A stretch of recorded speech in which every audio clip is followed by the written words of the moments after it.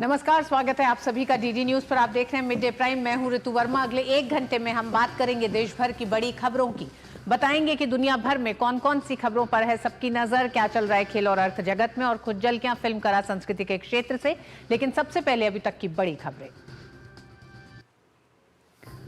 गृह मंत्री अमित शाह का हरियाणा दौरा। हिसार में महाराजा अग्रसेन मेडिकल कॉलेज में करेंगे कई विकास कार्यों का उद्घाटन। महाराजा अग्रसेन की विशाल प्रतिमा का भी होगा लोकार्पण।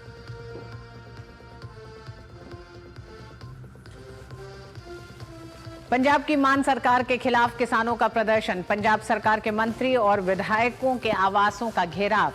एमएसपी की गारंटी समेत शंभू खनौरी बॉर्डर पर पुलिस कार्रवाई से हुए नुकसान की भरपाई की मांग।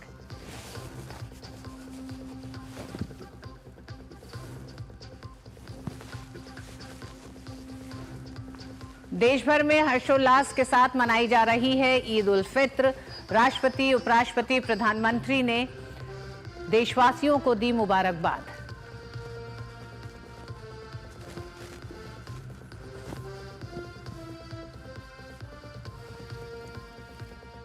वक्फ संशोधन बिल को केरल के कैथोलिक बिशप्स काउंसिल का समर्थन। राज्य के सांसदों से विधेयक में के पक्ष में मतदान की अपील। केंद्रीय मंत्रियों ने किया स्वागत। कहा, तुष्टीकरण के लिए बिल को लेकर किया जा रहा है दुष्प्रचार।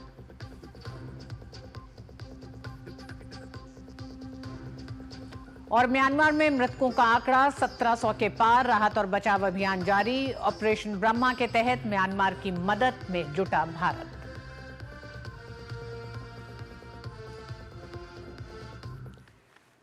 केरल कैथोलिक बिशप काउंसिल द्वारा वक्फ संशोधन विधेयक का समर्थन किए जाने के बाद केंद्रीय संसदीय कार्य मंत्री किरण रिजिजू और वित्त मंत्री निर्मला सीतारमण ने केरल कैथोलिक बिशप काउंसिल के अनुरोध का स्वागत किया है। दरअसल काउंसिल ने एक लेटर जारी करके वक्फ संशोधन विधेयक 2024 को समर्थन देते हुए केरल के सांसदों से आग्रह किया है कि जब विधेयक चर्चा के लिए पेश किया जाए तो वो इसके पक्ष में मतदान करें। संसदीय कार्य मंत्री ने केरल कैथोलिक बिशप काउंसिल द्वारा केरल के सभी सांसदों से एक मंत्री और अल्पसंख्यक समुदाय के सदस्य के रूप में वक्फ संशोधन विधेयक का समर्थन करने के अनुरोध का स्वागत किया है। राजनीति में शामिल लोगों का यह कर्तव्य है कि वे हमारे लोगों की समस्याओं और चुनौतियों का ध्यान रखें और उनका समाधान करें। केंद्रीय मंत्री ने तर्क दिया कि केरल के मुनम्बम में सैकड़ों परिवार पीड़ित हैं और अपनी संपत्तियों और घरों की सुरक्षा के लिए समाधान की तलाश कर रहे हैं। केंद्रीय मंत्री ने कहा कि यह अधिनियम किसी समुदाय के खिलाफ नहीं है, ये कुछ लोगों के दिमाग में जहर घोलने के लिए फैलाया जा रहा दुष्प्रचार है। प्रधानमंत्री नरेंद्र मोदी और हमारी सरकार हर भारतीय नागरिक के अधिकारों की रक्षा करने का प्रयास करती है और ऐसा करना जारी रखेगी। उन्होंने उम्मीद जताई कि केरल के सभी सांसद सभी लोगों के हित में इस विधेयक का समर्थन करेंगे और तुच्छ तुष्टीकरण की राजनीति के लिए लोगों के हितों की बलि नहीं चढ़ाएंगे। वक्फ कानून ये देश का भला के लिए है और वक्फ कानून पास होने के बाद खास करके मुसलमानों में जो गरीब तबके के लोग हैं, महिला हैं, बच्चों हैं, सबके लिए बहुत बड़ा लाभ होने वाला है और देश के लिए भी ये बहुत फायदा वाला कानून है और इसको सब लोग मिलकर के समर्थन करना। वहीं वित्त मंत्री ने कहा कि केरल कैथोलिक बिशप काउंसिल द्वारा उठाया गया यह एक स्वागत योग्य कदम है। उनका आह्वान मौजूदा वक्फ अधिनियम में उन धाराओं में संशोधन करने का है जो अनुचित और संविधान विरोधी हैं। केरल के कैथोलिक बिशपों ने केंद्र के वक्फ संशोधन विधेयक का समर्थन किया है। उधर केरल बीजेपी अध्यक्ष राजीव चंद्रशेखर ने केरल कैथोलिक बिशप काउंसिल के वक्फ संशोधन विधेयक पर समर्थन करने को लेकर अपनी प्रतिक्रिया दी है। अपने बयान में उन्होंने मुनम्बम के पीड़ित परिवारों का भी जिक्र किया जो सालों से वक्फ से अपनी संपत्ति को सुरक्षित करने के लिए आंदोलनरत हैं। The Kerala Catholic Bishops Council and many other Christian organizations are asking the MPs from Kerala to take a stand on the Waqf Amendment Bill and vote in favor of it, because in Kerala, in a place called Munambam near Cochin, hundreds of families, poor families, are having the threat of their land being seized by the Waqf hang on their heads. And this is an issue for which they have been agitating for months and years. And it is time that the MPs of Kerala did what is their duty to do, which is to help people who are in trouble, help people and solve their problems rather than only play appeasement politics. The Waqf Amendment Bill, as we know, is not against any community. It is about aligning a law to the constitutional values of India. उधर BJP नेता शहनवाज हुसैन ने भी कहा कि इस विधेयक से मुसलमान भाइयों की 1 इंच भी जमीन नहीं छीनी जाएगी। साथ ही उन्होंने जनता से अपील की कि लोग भ्रम फैलाने वालों की खबरों पर ध्यान न दें। वक्फ संशोधन बिल पर बातचीत करने के लिए हमारे साथ मौजूद हैं बीजेपी के वरिष्ठ नेता, राष्ट्रीय प्रवक्ता शहनवाज हुसैन जी। सर, हम देख रहे हैं कि all India Muslim personal law board ने एक अपील की थी और कुछ दल, खासतौर पर जो विरोधी दल हैं, वो विरोध कर रहे हैं। अब सब जानते हैं कि वक्फ संशोधन बिल जेपीसी की सिफारिश आ गई है, मंजूर हो गई है और अब पटल पे आने वाला है जल्दी। देखिए, वक्फ अमेंडमेंट एक्ट पर गुमराह कर रहे हैं लोग। आज ईद का दिन है। ईद के दिन भी कुछ लोगों ने कोशिश की कि काली पट्टी बंधवा दें, लेकिन वो माइनॉरिटी में आ गए। मेजॉरिटी मुसलमानों ने काली पट्टी नहीं बांधी। वो काली पट्टी वाले आज फेल हो गए। जो मस्जिद है वो इबादत की जगह है। सियासत करना है तो जाओ जंतर मंतर, सियासत करना है तो जाओ रामलीला मैदान। ये मस्जिद में सियासत मत लाओ। सोची समझी रणनीति है या फिर तुष्टीकरण की रणनीति है, क्योंकि तमाम विरोधी दल भी जो संगठन है उनके साथ खड़े हो जाते हैं, विरोध करते हैं। जबकि जेपीसी में काफी विचार विमर्श हुआ था उसके बाद। जो मुस्लिम ऑर्गेनाइजेशन कई हैं वो कांग्रेस के ज़माने में बने हैं और कांग्रेस के इकोसिस्टम। जमायतुल उलमा हिंद के नेता तो कांग्रेस में ही रहे, वहाँ से एमपी रहे, राज्यसभा में रहे। ये लोग इसी तरह की राजनीति करते हैं और ये कांग्रेस का एक रिलीजियस ऑर्गेनाइजेशन है ये सब। और उनको जैसा कांग्रेस से चाबी भरी जाती है वैसा वो करते हैं। शहनवाज हुसैन का कहना था कि वक्फ बोर्ड पर भ्रम ना फैलाएं लोग। आइए सीधे रुख करेंगे हिसार का, जहां इस समय केंद्रीय गृह एवं सहकारिता मंत्री अमित शाह मौजूद है। सावित्री जिंदल जी,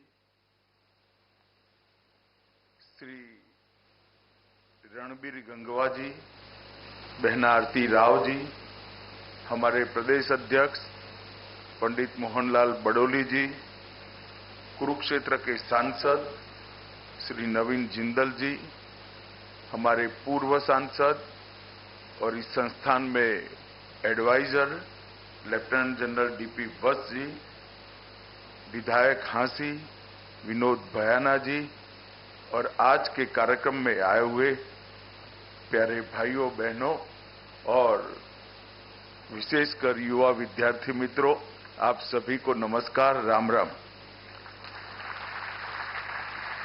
आज एक प्रकार से मेरे लिए सौभाग्य का विषय है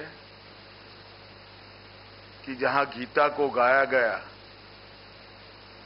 ये पुण्य भूमि पर, जहां देश की सुरक्षा के लिए महाबलिदान हुए, ये पानीपत की भूमि पर, हरियाणा की भूमि पर आज महाराजा अग्रसेन की एक भव्य और उत्तुंग प्रतिमा का लोकार्पण मेरे हाथ से हुआ है। ये मेरे लिए सौभाग्य की है।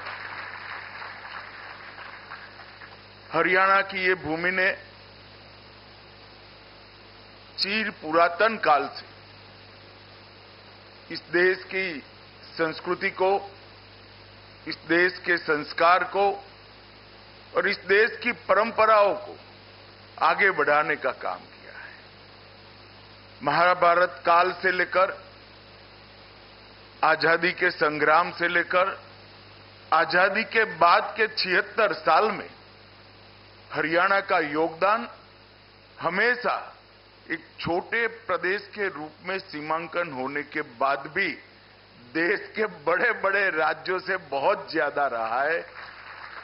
इसलिए मैं सभी धाकड़ हरियाणा के भाइयों बहनों को बहुत बहुत अभिनंदन करना चाहता हूं। मित्रों, आज महान गुरुओं की परंपरा में सिखों के दूसरे गुरु अंगद देव जी की भी जन्मतिथि थी। सिख पंथ की गुरु परंपरा ने जब एक समय था कि देश के अंदर मूल संस्कृति ही समाप्त हो जाएगी, तब बाबर से लेकर औरंगजेब तक 10 गुरुओं ने संघर्ष कर हमारी परंपराओं को लचीला भी बनाया, पुनर्जीवित भी किया और जहां जरूर पड़ी वहां बलिदान देकर संघर्ष करने का काम भी। और इतिहास जो जानते हो सभी जानते हैं कि सिख गुरुओं की ये महान बलिदान ने ही आज हमें हमारे मूल रूप में यहां पर हमारा अस्तित्व टिका है। उसमें सिख पंथ के 10 गुरुओं का बहुत बड़ा योगदान है। मैं मनपूर्वक गुरु अंगद देव जी को प्रणाम कर मेरी बात की शुरुआत करता हूं। आज स्वर्गीय ओपी जिंदल जी की भी पुण्यतिथि है। ओपी जिंदल जी इस प्रदेश के बड़े राजनेता रहे। देश भर के अग्रणी उद्योगपतियों में भी उनका नाम आज भी सम्मान के साथ लिया जाता है। परंतु ये सब के साथ साथ वैश्य समाज में जन्मे इसके संस्कार के अनुरूप लाभ से पहले लोक की चिंता, मुनाफे के पहले समाज की चिंता और कारोबार से पहले करुणा का भाव, ये दोनों सिद्धांतों को ओपी जिंदल जी ने प्रतिपादित किया और इसी का सुफल है कि आज इतना बड़ा अस्पताल जहां करीब करीब 5 लाख लोग ओपीडी में सेवा लेते हैं, लगभग हर साल 180 के आसपास बच्चे यहां से मेडिकल स्नातक और अनुस्नातक होकर आगे बढ़ते हैं और कई सारे रोगियों को अनेक प्रकार के गंभीर रोगों की सबसे आधुनिक चिकित्सा व्यवस्था आज महाराज अग्रसेन की ये भूमि पर हुई है। वो ओपी जिंदल ने डाली हुई नींव का ही कारण है। आज यहां पर महाराज अग्रसेन की मूर्ति के साथ साथ नवनिर्मित आईसीयू का भी लोकार्पण किया गया, पीजी छात्रावास का शिलान्यास रखा गया और एक प्रकार से इस संस्थान को आगे बढ़ाने के लिए एक और कदम आगे बढ़ने का काम हुआ है। मित्रों, आज महाराजा अग्रसेन का भव्य प्रतिमा का अनावरण हुआ है। मैं इतिहास का विद्यार्थी हूं। महाभारत काल से आज तक अग्रसेन जी एक अनूठे प्रकार के शासक रहे। उस जमाने में लगभग 5300 साल पहले मेरे शहर में जो आता है वो आते ही लखपति होगा और आते ही महल को प्राप्त करेगा, ऐसी नींव डाली। एक प्रकार से ऐसा कहते हैं कि उस जमाने में उनकी राजधानी में 1 लाख लोगों का निवास था और जो नया व्यक्ति वहां शरण लेता था, आता था अन्य राज्यों से, उनको 1 ईंट हर परिवार देता था तो 1 लाख ईंट मिल जाता था और 1 रुपया भी मिलता था तो 1 लाख रुपया भी मिलता था। आप 1 ईंट और 1 लाख का मूल्य आज के जमाने के हिसाब से मत करिए। मैं महाभारत काल की बात कर रहा हूं, जब रुपये को छूना ही बहुत बड़ा भाग्य होता था। उस वक्त पूरा आर्थिक व्यापार एक प्रकार से बार्टर सिस्टम से चलता था। जो बहुत धनी होते थे उनके पास ही करेंसी हुआ करती थी। उस जमाने में महाराज अग्रसेन की राजधानी में जो आया वो 1 लाख ईंटों के महालय का घर का मालिक बना और 1 लाख रुपया प्राप्त कर लखपति बन जाता। समृद्धि का इतना सुचारू रूप से राज्य पर बोझ डाले बगैर हर व्यक्ति के कल्याण का रास्ता शायद आज तक किसी ने ना ढूंढा है, ना किसी ने जमीन पर उतारा है। महाराजा अग्रसेन बहुत वीर योद्धा थे। महाभारत के युद्ध में भी इन्होंने हिस्सा लिया था, बड़ी युवावस्था में। और इन्होंने एक प्रकार से पूरे समाज तो खैर अब बना, उस वक्त पूरा राज्य ही होगा, पूरे राज्य के संस्कारों को सिंचित करने का काम किया। कोई भूखा न सोए, कोई व्यक्ति ऐसा न हो जिसके सर पर छत न हो, और कोई व्यक्ति ऐसा ना हो जिसके पास कारोबार न हो। ये तीन चीजों को अपने सुशासन से उन्होंने निश्चित किया, सुनिश्चित किया।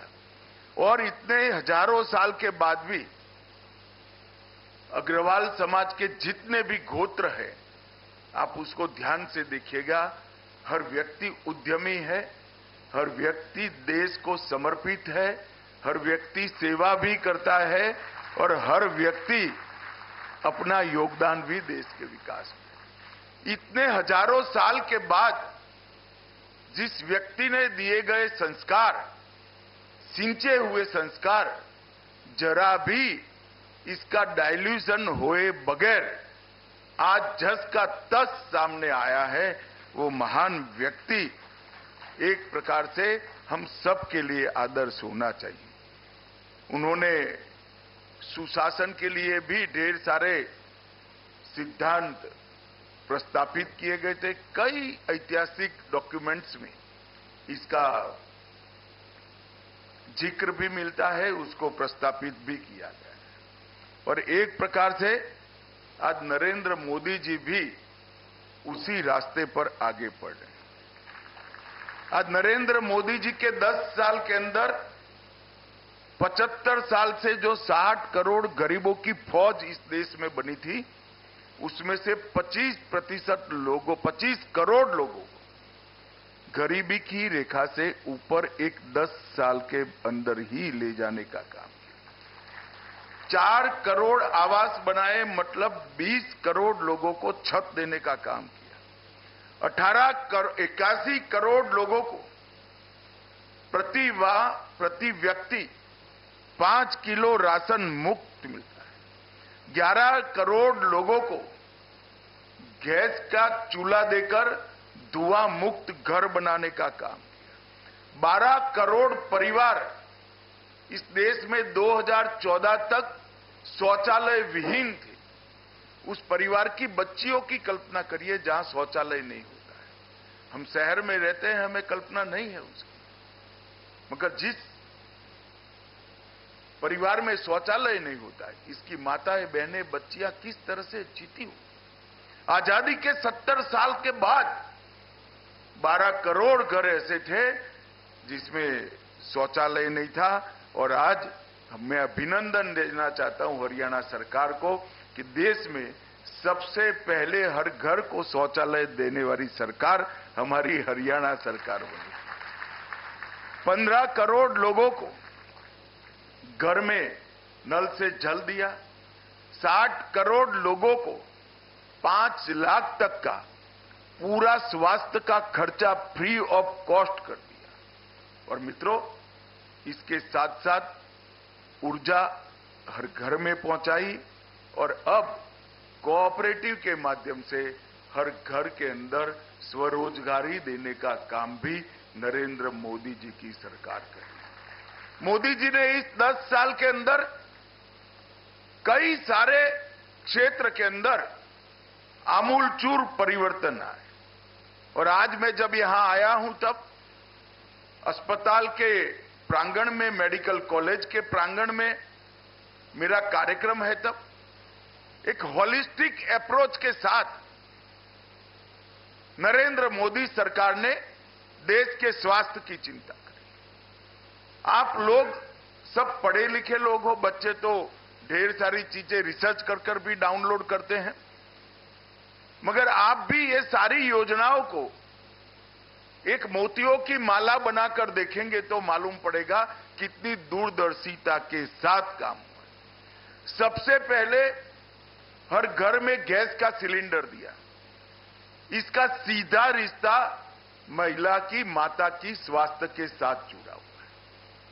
जो चूल्हा फूंक कर रसोई बनाती थी वो माता 25-30 साल में उसके फेफड़े अकाल फाइब्रोसिस से ग्रस्त हो जाते थे।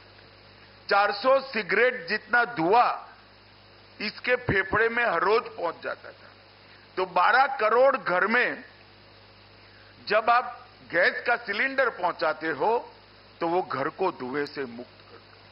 12 करोड़ परिवारों में आप जब शौचालय देते हो तो स्वच्छता के कारण पूरे परिवार तो छोड़िए, पूरे गांव का स्वास्थ्य अच्छा होता है।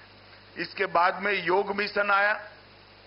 योग वो हमारी महान परंपरा है जो दवाई वगैरह के जीवन को सार्थक करती है और सालों से उसको भुला दिया गया था।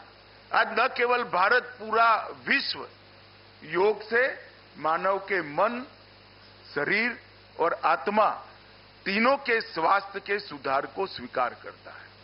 इसके साथ साथ फिट इंडिया मिशन आया, फिर पोषण अभियान आया, क्योंकि ढेर सारी बीमारियों का कारण कुपोषित नागरिक होता है। फिर मिशन इंद्रधनुष आया, जिसके माध्यम से हरेक बच्चे को सभी के सभी टीके लगाकर उसकी रोग प्रतिकारक शक्ति को बढ़ाया गया। और फिर भी अगर कोई बीमार पड़ता है तो आयुष्मान भारत के माध्यम से 5 लाख तक की पूरे स्वास्थ्य की सुविधाएं करी। और उसके साथ जल जीवन मिशन भी लाए। शुद्ध पीने का फ्लोराइड विहीन पानी 15 करोड़ घर में पहुंचाया।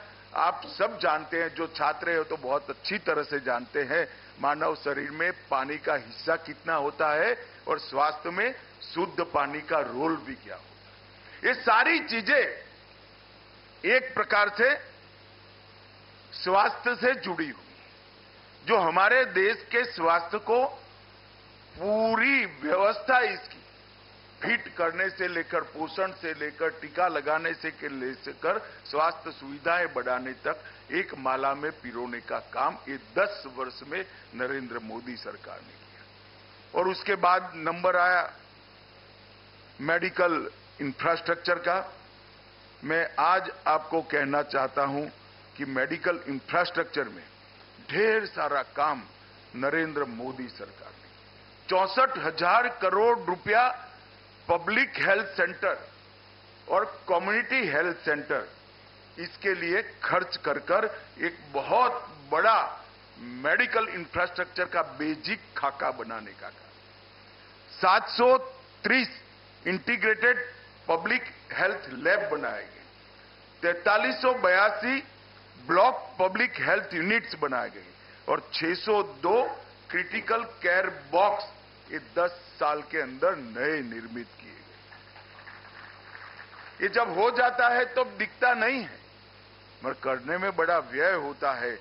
13-14 के भारत सरकार के बजट में 37,000 करोड़ स्वास्थ्य के लिए बजट था और 25-26 के करोड़ बजट में 1,37,000 करोड़ है। 1 लाख करोड़ की वृद्धि सालाना नागरिकों के स्वास्थ्य के पीछे हुई है।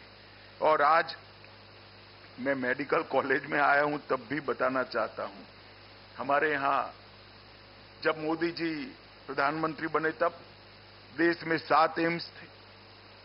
ये 7 में से 6 भी अटल जी के टाइम में बने थे। कांग्रेस के टाइम में एक ही राजकुमारी अमृत कौर बनाकर गई थी। इसके बाद 6 एम्स अटल जी ने बनाए और आज 2024 में 23 एम्स है। वो बताता है कि कितनी व्यवस्थाएं बढ़ी।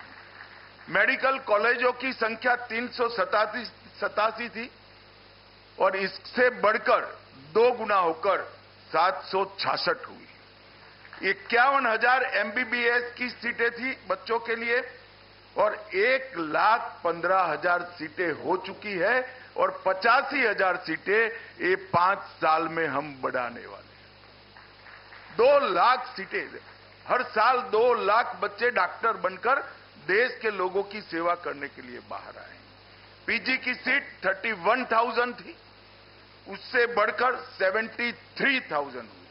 अब जब ये 85,000 सीटें हम बढ़ाएंगे तो अनुपात में पोस्ट ग्रेजुएट की सीटें भी अपने आप बढ़ जाएंगी। मित्रों, ये जो इंफ्रास्ट्रक्चर बन रहा है, जब मेडिकल की कॉलेज की मैं बात करता हूं, 387 से 766 हुए, तब आपको लगता है कि ये सिर्फ पढ़ने की सुविधा बढ़ी है। ऐसा नहीं है।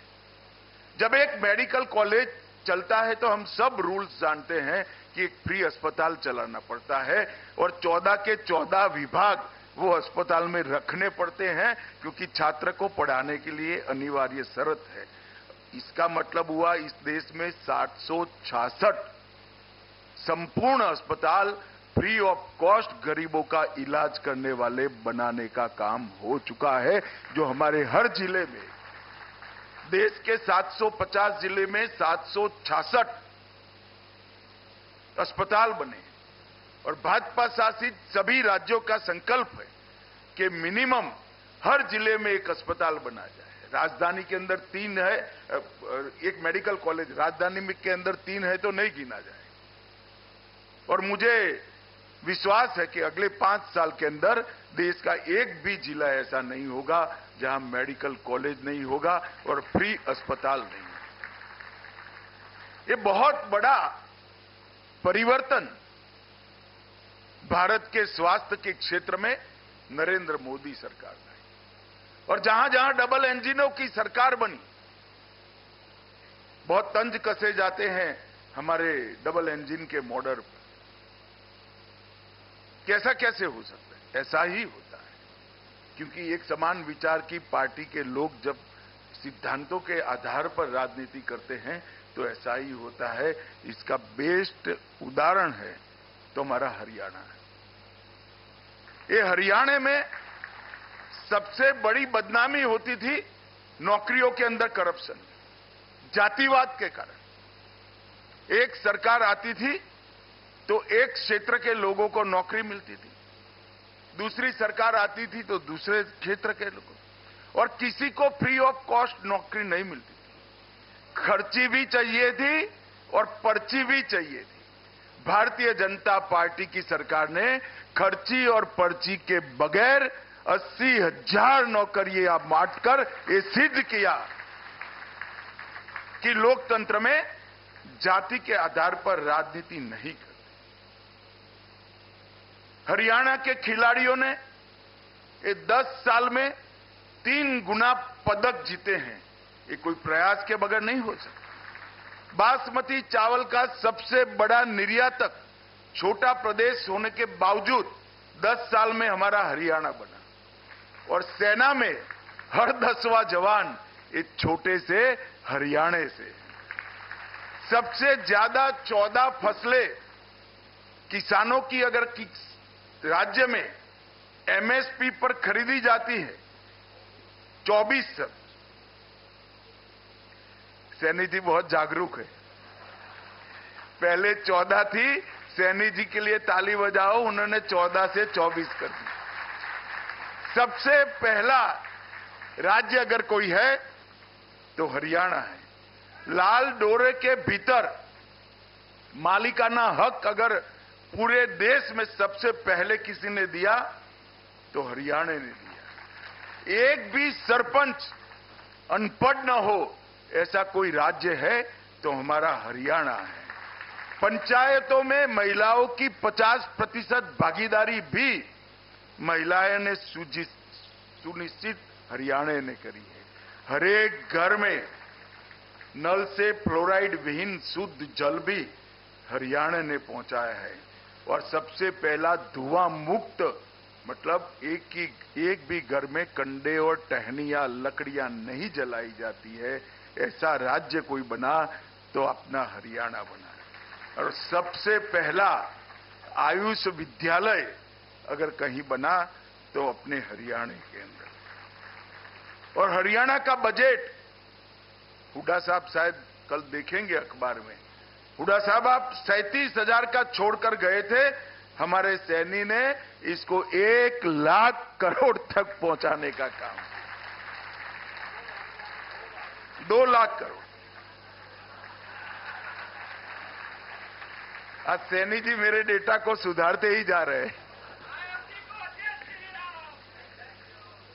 इसका मतलब कि आप जीडीपी भी बढ़ा रहे हो, जनता की सुख सुविधा भी बढ़ा रहे हो, गरीबों को भी आगे लाने का काम कर रहे हो और इंफ्रास्ट्रक्चर भी बना रहे हो। ढेर सारे काम है, आज विषय नहीं है इंफ्रास्ट्रक्चर पर बोलने का, परंतु मैं दो आंकड़े जरूर देना चाहता हूं। जब 10 साल यूपीए की सरकार थी, तब 10 साल यहां पर भी कांग्रेस की सरकार थी। सोनिया मनमोहन की सरकार चलती थी। 10 साल में हरियाणा को 10 साल में 41,000 करोड़ रुपया दिया। और 10 साल नरेंद्र मोदी जी की सरकार चली, हमने 1,43,000 करोड़ रुपया हरियाणा को देने का 3 गुना पैसा दिया। इसके अलावे 1,26,000 करोड़ के इंफ्रास्ट्रक्चर का काम, 72,000 करोड़ के सड़क निर्माण का काम और 54,000 करोड़ का रेलवे का काम अलग से देने का काम भारतीय जनता पार्टी की सरकार। इसमें मैं एयरपोर्ट, मेडिकल कॉलेज, ढेर सारी योजनाएं और गरीब कल्याण की योजनाएं मैं नहीं मानता। एक सबसे पहली इथेनॉल बायो रिफाइनरी भारत में पानीपत में इसका उद्घाटन करने का काम और ढेर सारे सुशासन के काम भी मनोहर लाल जी ने शुरू किए थे और सैनी जी आगे बढ़ा रहे हैं। ये सैनी जी, जब आप उनको देखोगे तो बड़े शांत, सौम्य और एक अद्भुत व्यक्तित्व दिखेगा। हंसमुख तो है ही, पर इसके साथ साथ कठोर प्रशासक भी है। प्रशासन पर पूरी उसकी पकड़ है। जब हरियाणा में चुनाव की शुरुआत आई, तब कुछ सुधार करने जरूरी थे। मेरे घर पर एक मीटिंग हुई, कुछ निर्णय हुए, 22-23 निर्णय हुए थे। मैं इसको दोहराना नहीं चाहता, परंतु बैठक के बाद मैंने सैनी को अकेले में कहा कि सैनी जी, ये बहुत कठिन है, इतने 2.5 महीने में, 3 महीने में सब पूरा करना। उन्होंने कहा, वो जी हो जाएगा जी, आप चिंता मत करो जी। मुझे लगा चलो अच्छा है, कर ही लेंगे। मगर साहब, चुनाव की घोषणा के पहले सारे के सारे काम नायब सिंह ने पूरे कर दिए थे और ये इसकी प्रशासनिक क्षमता का उदाहरण। जब जनता के बीच में से उठकर एक सामान्य व्यक्ति राज्य के शासन की धुरा संभालता है, तब किस प्रकार का परिवर्तन आता है, इसका आदर्श उदाहरण हमारे नायब सैनी है। और इसीलिए कोई भी समस्या लेकर जाओ, वो हंसते हैं और हंसकर इसका स्वागत भी करते हैं और समाधान भी करते हैं। मित्रों, आज सबने मुझे यहां बुला है, तब एक बात मेडिकल कॉलेज के संचालकों को भी मैं कहना चाहता हूं। हमारी नई शिक्षा नीति जो हम लाए हैं, इसमें बच्चों के अंदर जो मूल क्षमताएं पड़ी, किसी के अंदर चित्रकार पड़ा होगा, किसी के अंदर संगीतकार पड़ा होगा, किसी के अंदर खिलाड़ी पड़ा होगा, किसी को भले मेडिकल का स्टूडेंट होगा, डॉक्टर बनना चाहता होगा, इकोनॉमी की भी समझ होगी, किसी को सोशल सामाजिक विज्ञान की भी समझ होगी। ये सारी इनकी जो मूल शक्तियां हैं, ये मुरझानी नहीं चाहिए। ये डॉक्टर जरूर बनना चाहिए, परंतु इसके साथ जो मूल शक्तियां ईश्वर ने दी है, जो इंद्रिय दी है, जो रुचि दी है, जो लाइकिंग दिया है, उसको भी एक अच्छा प्लेटफॉर्म मिले तो ही एक विद्यालय संपूर्ण माना जाता है। डॉक्टर तो अच्छा बनना ही चाहिए, इसमें कॉम्प्रोमाइज मत करिए, परंतु युवा लोगों के साथ ढेर सारा समय होता है। हमारी शिक्षा नीति के ऐसे वर्टिकल दिए हुए हैं। मेरे संचालकों से विनंती है कि आप भी कुछ वर्टिकल सिलेक्ट कर बच्चों की रुचि को, बच्चों की विशेषताओं को प्लेटफॉर्म देने का काम करिए, जिससे वो संपूर्ण नागरिक बन सके और भारत माता की सेवा कर सके। आज आपने यहां मुझे बुलाया, महाराजा अग्रसेन की एक उत्तुंग और भव्य प्रतिमा का लोकार्पण मुझसे कराया। एक महान विभूति जिन्हें 5300 साल पहले इस देश के अंदर नए विचार की शुरुआत की, इस विचार पर आज करोड़ों लोग आगे बढ़ रहे हैं। ऐसे महान व्यक्तित्व की चिर स्मृति के लिए ये मूर्ति का अनावरण कराया। जितने बच्चे यहाँ सालों तक पढ़ेंगे महाराजा अग्रसेन को जानने का प्रयास भी करेंगे और महाराजा अग्रसेन के गुणों को अपने जीवन में उतारने का भी प्रयास करेंगे। इससे समाज का बहुत भला होगा। अंततोगत आप सभी का बहुत बहुत धन्यवाद। वंदे मातरम। भारत माता की जय। हरियाणा के हिसार में केंद्रीय गृह एवं सहकारिता मंत्री अमित शाह ने महाराजा अग्रसेन मेडिकल कॉलेज में विकास कार्यों का उद्घाटन किया। साथ ही उन्होंने अपने संबोधन में कई बातों को रखा, जिसमें शुरुआत उन्होंने की कि किस तरह से हरियाणा का बड़ा योगदान रहा है भारत की विकास यात्रा में, चाहे वो आज़ादी के संघर्ष की बात हो या पिछले 77 सालों में जिस तरह का काम हरियाणा से हुआ है, किस तरह से उसने भारत के विकास को गति दी है। साथ ही उन्होंने याद किया कि सनातन की रक्षा के लिए सिख पंथ के योगदान को भी याद किया और नमन किया सिखों के दूसरे गुरु गुरु अंगद जी की जयंती पर उन्हें। इसके साथ उन्होंने कई ऐसे कटाक्ष भी किए हैं जो कांग्रेस पे और पिछली सरकारों पे किए गए। उन्होंने कहा कि 10-10 साल की तुलना की जा सकती है। 2004 से 2014 के बीच जब केंद्र और हरियाणा में यूपीए की सरकार थी, और वहीं 10 साल की तुलना उन्होंने की 2014 से 25 तक की तुलना की, और उसमें उन्होंने बताया, कई आंकड़ों के साथ उन्होंने बताया कि किस तरह से बुनियादी ढांचे पर विकास में एक कई गुना की वृद्धि है। जहां एक तरफ करीब 41,000 करोड़ पिछले यूपीए के सरकार में 10 साल में खर्च किया गया है, तो 2014 से 24 के दौर में, मोदी सरकार के दौर में, डबल इंजन की सरकार ने इस पूरे आंकड़े को 1,71,000 करोड़ तक पहुंचाया है। तो इस तरह से उन्होंने कई बड़ी बातों को अपने संबोधन में रखा। मिड डे प्राइम में वक्त एक छोटे से ब्रेक का है।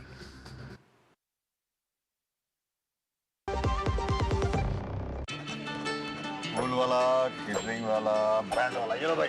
बैंड बजेगी पापा, अगर गड़बड़ हुई तो गए पैसे। अरे नहीं रे, बैंक संभाल लेगा। कैसे? मैंने पॉजिटिव पे सिस्टम पे रजिस्टर किया है। बैंक को चेक्स और बेनिफिशियरीज की जानकारी दे दी है। बैंक चेक करेगा, जांच करेगा, डिटेल्स मैच नहीं तो क्लियरेंस नहीं। अच्छा, लाइए मुझे दीजिए। फोटो वाला, लाइट वाला, मंडप वाला। आरबीआई कहता है जानकार बनिए, सतर्क रहिए। बिल्कुल सही कह रहे हैं। जो लक्ष्य चुना था समझ आने लगा है। जीएलए यूनिवर्सिटी, उच्च लक्ष्य की निश्चित प्राप्ति। और बीजेपी नेता शाहनवाज हुसैन ने कहा है कि वक्फ संशोधन विधेयक से मुसलमान भाइयों की 1 इंच भी जमीन नहीं छीनी जाएगी। साथ ही उन्होंने जनता से अपील की कि लोग भ्रम फैलाने वालों की खबरों पर ध्यान न दें। वक्फ संशोधन बिल पर बातचीत करने के लिए हमारे साथ मौजूद हैं बीजेपी के वरिष्ठ नेता, राष्ट्रीय प्रवक्ता शहनाज हुसैन जी। सर, हम देख रहे हैं कि all India Muslim personal law board ने एक अपील की थी और कुछ दल, खासतौर पर जो विरोधी दल हैं, वो विरोध कर रहे हैं। अब सब जानते हैं कि वक्फ संशोधन बिल जेपीसी की सिफारिश आ गई है, मंजूर हो गई है और अब पटल पे आने वाला है जल्दी। देखिए, वक्फ अमेंडमेंट एक्ट पर गुमराह कर रहे हैं लोग। आज ईद का दिन है। ईद के दिन भी कुछ लोगों ने कोशिश की कि काली पट्टी बंधवा दें, लेकिन वो माइनॉरिटी में आ गए। मेजॉरिटी मुसलमानों ने काली पट्टी नहीं बांधी। वो काली पट्टी वाले आज फेल हो गए। जो मस्जिद है वो इबादत की जगह है। सियासत करना है तो जाओ जंतर मंतर, सियासत करना है तो जाओ रामलीला मैदान। ये मस्जिद में सियासत मत लाओ। सोची समझी रणनीति है या फिर तुष्टीकरण की रणनीति है, जो कि तमाम विरोधी दल भी जो संगठन है उनके साथ खड़े हो जाते हैं, विरोध करते हैं, जबकि जेपीसी में काफी विचार विमर्श हुआ था उसके बाद। जो मुस्लिम ऑर्गेनाइजेशन कई हैं वो कांग्रेस के ज़माने में बने हैं और कांग्रेस के इकोसिस्टम हैं। जमायतुल उलमा हिंद के नेता तो कांग्रेस में ही रहे, वहाँ से एमपी रहे, राज्यसभा में रहे। ये लोग इसी तरह की राजनीति करते हैं और ये कांग्रेस का एक रिलीजियस ऑर्गेनाइजेशन है ये सब। उनको जैसा कांग्रेस से चाबी भरी जाती है वैसा वो करते हैं। ये बहुत दुर्भाग्यपूर्ण है कि वो इस तरह की बातें कर रहे हैं। मैं दूरदर्शन के ज़रिए देश के मुसलमानों को कहना चाहता हूँ, आप एकदम मत घबराइए। जिस तरह आपको सीएए पर गुमराह किया था वैसे ही गुमराह किया जा रहा है। इसमें किसी की भी 1 इंच जमीन भी वक्फ की सरकार का लेने का इरादा नहीं है। आप तो बहुत बड़ा आरोप उन संगठनों पर भी लगा रहे हैं कि वो कांग्रेस के इशारे पे काम कर रहे हैं। तो कांग्रेस के इकोसिस्टम है, विरोधी दल के लोग भी उनके साथ मिले हुए हैं।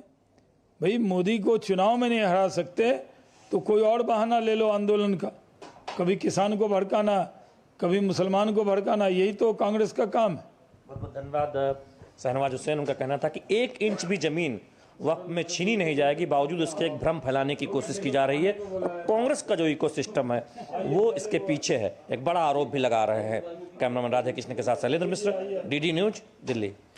और इस पूरी खबर पर शैलेंद्र मिश्र हमारे साथ जुड़ गए हैं। शैलेंद्र, जिस तरह से हमने देखा कि पूरे रमजान के दौरान और ईद के मौके पर भी all India Muslim personal law board ने एक आह्वान किया था काली पट्टी बांध के वक्फ संशोधन विधेयक के विरोध का, लेकिन शहनवाज हुसैन का कहना है कि चाहे वो all India personal law board हो, जमायत उलेमा हिंद हो, ये तमाम संगठन कांग्रेस की भरी हुई चाबी की तरह से काम कर रहे हैं, कांग्रेस के इशारे पर इस तरह का विरोध कर रहे हैं। तो ये बड़ा आरोप लगाया है शहनवाज हुसैन ने। ये बिल्कुल दूरदर्शन से बातचीत में उन्होंने कहा कि ये जो संगठन है, मुस्लिम संगठन जो कुछ ये वक्फ संशोधन बिल पर विरोध कर रहे हैं, दरअसल ये कांग्रेस से इनकी सांठगांठ है और इनका जो गठन हुआ था, इनके तमाम नेता कांग्रेस से बड़े बड़े पदों पर जा चुके हैं, कुछ सांसद भी रह चुके हैं। तो ये एक आरोप है। और शहनवाज हुसैन ने यह भी कहा कि जो प्रावधान है कहीं से भी कोई ईदगाह, कोई मस्जिद की ज़मीन 1 इंच भी नहीं जाएगी। फिर इस तरह का भ्रम क्यों फैलाने की कोशिश की जा रही है? क्यों आखिर प्रावधानों की जगह पर एक तुष्टीकरण की बात की जा रही है, जिससे जो मुस्लिम हैं उनको भरमाया जा सके? लेकिन अधिकांश मुस्लिमों ने इसका जवाब दे दिया है। जब आज ईद की नमाज हुई है शांतिपूर्ण तरीके से, और जो काली पट्टी का जो हावन था वो छुटपुट जगहों पर छोड़ दे तो नकार दिया गया है। तो ये एक तरह से देखें तो एक जवाब है जो हमने देखा है दिया गया है शहनवाज हुसैन की तरफ से। मुख्तार अब्बास नकवी जो बीजेपी के वरिष्ठ नेता है, उन्होंने ये बात कही है। हम इस वक्त मौजूद हैं जेपीसी के जो चेयरमैन हैं जगन्नाथ पाल, वो भी बातचीत में कह रहे हैं कि जब एक भी प्रावधान ऐसा नहीं है जिसमें कोई मुस्लिम की वक्फ की ज़मीन छीनने की बात है, तो इस तरह के विवाद या इस तरह का भ्रम फैलाने की कोशिश क्यों की जा रही है? शैलेंद्र, 2 बातें इसमें, जहां एक तरफ मुस्लिम पर्सनल लॉ बोर्ड या फिर जमायत उलेमा हिंद जैसे संगठन लगातार वक्फ बोर्ड संशोधन विधेयक को लेकर तमाम सवाल उठा रहे हैं, इसमें तमाम मुसलमान नेता अब इन संगठनों के खिलाफ खड़े हो गए हैं। उनका कहना है कि ये राजनीति कर रहे हैं। लेकिन इस बीच बड़ी खबर यह भी है कि जिस तरह से केरल के कैथोलिक बिशप्स काउंसिल ने समर्थन किया है वक्फ संशोधन विधेयक का, और हवाला दिया गया है कि 404 एकड़ जमीन जो केरल के निम्बम में इस समय विवादित है, अब वो तमाम आवाजें बुलंद हो रही हैं। वो आवाजें चाहे वो all India Muslim personal law board हो, इनके आह्वान पर भारी पड़ती दिखाई दे रही हैं। जिस तरह का समर्थन अब उन वर्गों से आ रहा है जो पीड़ित हैं इस समय वक्फ बोर्ड से। देखिए, हम जानते हैं कि देश भर में आप देखें तो बीते वर्षों में, जब से खासतौर पर 2013 में जो संशोधन हुआ यूपीए के समय में, उसके बाद वक्फ की ज़मीनों में विवाद के मामले सामने आए।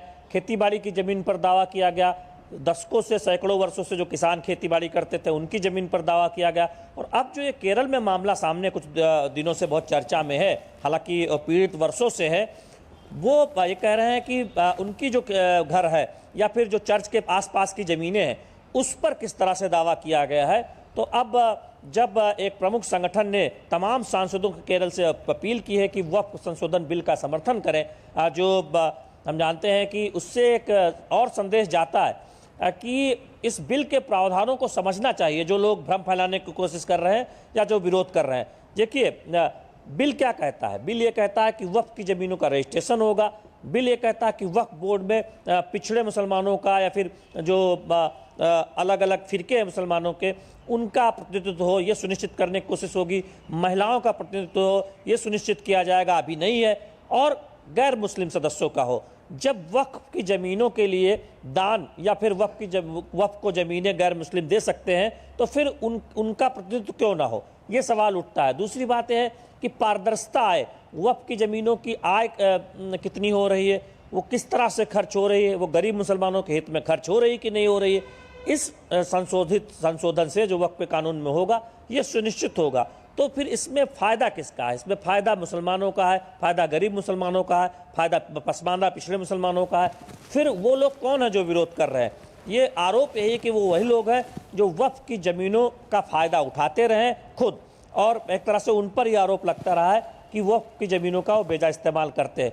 तो एक तरफ विवाद खत्म होगा, नए विवाद सामने इस तरह से नहीं आएंगे, और एक बेहतर तरीके से अगर कोई विवाद सामने आता है तो उसका समाधान की एक पूरी वक्फ बोर्ड और जो अधिकार दिए जा रहे हैं वो बनाया गया है। पिछले कई सालों से या यूं कहें दशकों से आरोप है कि दरअसल तुष्टिकरण की राजनीति है। जी शैलेंद्र, दशकों से मुन्नमम में लगभग 404 एकड़ भूमि का दावा किया है केरल वक्फ बोर्ड ने, और यहाँ पर 600 से ज्यादा परिवार हैं जो इस समय पीड़ित हैं। और इस समय जो कैथोलिक बिशप्स काउंसिल है उसका ये कहना है कि एक न्याय संगत तरीके से स्वामित्व को सौंपा जाए, साथ ही साथ कानूनों में संशोधन किया जाए, न्यायालयों में इसकी सुनवाई हो, ना कि सिर्फ वक्फ ट्राइब्यूनल तक ही मामला फंसा रहे और वहां से पीड़ितों की कोई सुनवाई नहीं हो रही, लोगों को न्याय नहीं मिल रहा है। तो देखिए, इसलिए बिशप काउंसिल ने कहा है कि अभी का जो प्रावधान है वो एक तरफा हो गया 2013 के बाद, और उसके बाद इतने विवाद आए हैं। दशकों से वक्फ दावा करता रहा है इस तरह की ज़मीनों पर, जहां पर पहले से देखें तो वो किसी दूसरे के इस्तेमाल में रही है, या फिर अगर आप देखें तो कागजात वो किसी दूसरे के नाम रहे, लेकिन उस पर अलग अलग तरह से वक्फ के लोग दावा कर देते हैं, जिससे विवाद सामने आता है। तो मौजूदा संशोधन यही कहता है कि अगर कोई ऐसा विवाद आता है तो फिर उसका एक ट्राइब्यूनल और उसके बाद एक सिस्टम बेहतर हो, ना कि एक तरफा वक्फ बोर्ड डिसाइड कर दे और फिर आपके पास ज़्यादा विकल्प नहीं बचते उसके खिलाफ अपील करने के। तो ये न्यायोचित नहीं है। अगर आपकी पीढ़ी दर पीढ़ी उस पर कोई खेती करती रही है, या फिर आपके पास कोई भवन है उस पर कोई वक्फ दावा कर देता है, तो आप जाएंगे कहाँ? आपके पास एक सिस्टम होना चाहिए शिकायत का या फिर अपील का, ना कि एक तरफा कोई जजमेंट आ जाए और उस पर जो है कोई अपील का बहुत सीमित विकल्प हो। यही ये बात कहता है जो वक्फ का जो संशोधित जो प्रस्ताव कानून आ रहा है वो कहता है। तो निश्चित तौर पर आप देखें कि अब सवाल ये है कि जब इतने पारदर्शी तरीके से, इतने विचार विमर्श से जेपीसी में विचार विमर्श हुआ, देश भर में स्टेक होल्डर से बातचीत हुई, तब संशोधित कानून आ रहा है, फिर आप भ्रम फैला रहे हैं, जैसे सीएम में आप फैला रहे थे कि नागरिकता चली जाएगी, जबकि उसमें कोई एक ऐसा प्रावधान नहीं था कि नागरिकता जाएगी। उसमें जो अल्पसंख्यक थे, पीड़ित अल्पसंख्यक, हमारे पड़ोसी देशों के, पाकिस्तान, अफगानिस्तान, बांग्लादेश के अल्पसंख्यक जो वहाँ हैं, जो पीड़ित हैं, पीड़ित यहाँ पर आए थे, उनको नागरिकता देने का प्रावधान था। लेकिन कहा क्या जा रहा था कि इससे कुछ मुसलमानों की नागरिकता चली जाएगी। ऐसा कुछ नहीं हुआ, जबकि इतना बड़ा आंदोलन खड़ा किया गया भ्रम के आधार पर। तो अब यही कुछ करने की कोशिश हो रही है। बिल्कुल शैलेंद्र, जिस तरह से तमाम मुस्लिम संगठन इस पूरे मामले को और वक्फ संशोधन विधेयक को हिंदू मुसलमान की एक शक्ल, एक तस्वीर, एक रंग देना चाहते हैं, उस पूरे बयान को या उनके इस पक्ष को एक तरह से नकारते हुए केरल के बिशप काउंसिल ने जिस तरह से दावा किया और उनका कहना है कि वक्फ संशोधन बिल आना चाहिए, उसके समर्थन की बात की है। उन्होंने अपने सांसदों से भी अनुरोध किया है कि जब वो संसद में आए तो उसका समर्थन करें, क्योंकि एक न्याय संगत तरीके से पीड़ितों को न्याय मिलना चाहिए। केरल में भी 404 एकड़ की जमीन पर केरल वक्फ बोर्ड ने दावा किया है, जिसे अवैध दावा बिशप काउंसिल लगातार कह रहा है और उसके लिए संघर्ष कर रहा है। बहुत बहुत धन्यवाद शैलेंद्र पूरी जानकारी के लिए। और बात करते हैं पंजाब की आप सरकार द्वारा बलपूर्वक शंभू और खनौरी बॉर्डर से किसान आंदोलन को पूरी तरह से खत्म करने को लेकर पंजाब के किसानों में भारी आक्रोश है। किसान आज पूरे राज्य में विधायकों और मंत्रियों के घरों का घेराव कर रहे हैं। किसानों ने संगरूर में मुख्यमंत्री के आवास के बाहर प्रदर्शन किया। किसानों का आरोप है कि पंजाब सरकार ने उनके साथ जबरदस्ती की। दरअसल 19 मार्च को पुलिस ने शंभू और खनौरी बॉर्डर पूरी तरह से खाली करा दिया था और कई किसान नेताओं की गिरफ्तारियां भी हुई थीं, जिसके विरोध में किसान पंजाब के मंत्रियों और विधायकों के घरों का घेराव कर रहे हैं।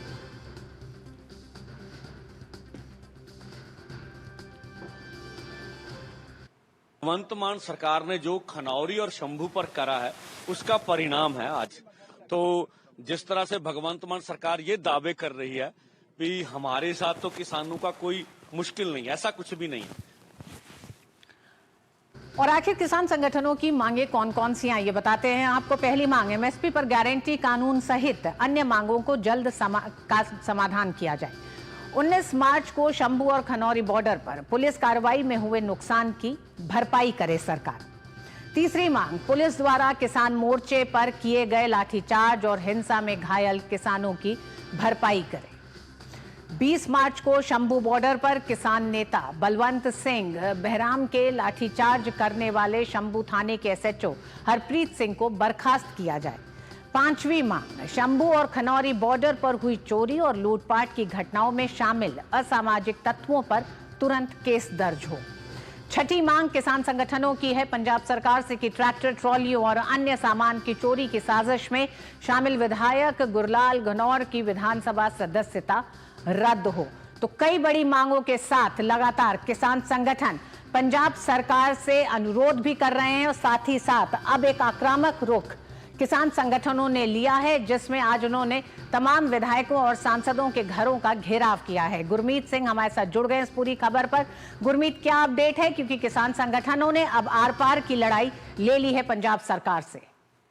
देखिए, यहाँ पर सबसे महत्वपूर्ण इस समय जो लेटेस्ट अपडेट है वो यही है, जो अब से थोड़ी देर पहले आप दर्शकों को बता भी रहे थे कि मुख्यमंत्री भगवंत मान के घर के बाहर संगरूर में किसान बड़े स्तर पर पहुंचे हैं और उनकी ओर से प्रदर्शन किया जा रहा है। किसानों का ये कहना है कि आज का प्रदर्शन ये हो सकता है कि मुख्यमंत्री या उनकी सरकार समझे सांकेतिक है, मगर ये उनके लिए बड़ी समस्या खड़ी कर सकता है। इसके साथ ही पंजाब में अलग अलग जगहों पर, अमृतसर में, बठिंडा में, पठानकोट में मंत्रियों के घरों के बाहर प्रदर्शन किए जा रहे हैं, विधायकों के घर के बाहर प्रदर्शन किए जा रहे हैं। अब से कुछ देर पहले जालंधर में मोहिंदर भगत, जो कि पंजाब सरकार में मंत्री है, उनके खिलाफ प्रदर्शन किया गया। अमृतसर के अजनाला में, जो अब से कुछ देर पहले आप स्वर्ण सिंह पंधेर की एक बाइट भी सुनवा रहे थे, वो अजनाला में पंजाब सरकार के मंत्री कुलदीप सिंह धालीवाल के घर के बाहर की तस्वीर है, जहां पर किसान बड़े स्तर पर प्रदर्शन कर रहे हैं।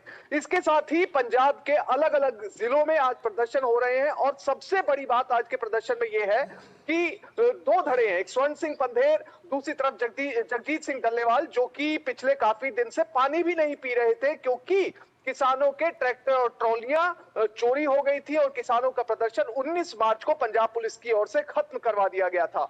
तो जगजीत सिंह डल्लेवाल और स्वर्ण सिंह पंधेर के बीच में सामंजस्य नहीं बन पा रहा था आज के धरने को लेकर। दोनों के बीच में एक सिमिट्री नहीं थी और दोनों तैयार नहीं थे कि एक साथ एक फ्रंट पर आकर आज का धरना करने के लिए, मगर कल दोनों ही ग्रुप्स के बीच में बातें हुई और फाइनली ये डिसाइड हुआ कि किसानों की लड़ाई एक मंच पर खड़े होकर ही लड़ी जाएगी। तो आज पंजाब भर में प्रदर्शन जारी है और इसके साथ ही किसानों का ये कहना है कि जितनी भी मांगे हमने सरकार के सामने रखी हैं उस पर सीरियस व्यू चाहिए, सीरियस कंसीडरेशन चाहिए। हालांकि पंजाब सरकार के मंत्री अमन अरोड़ा ने ये कहा है कि किसानों के द्वारा जो कुछ भी किया जा रहा है ये आए दिन किया जा रहा है और लोगों को परेशान करने का एक तरीका है, इसे सरकार कतई भी बर्दाश्त नहीं करेगी।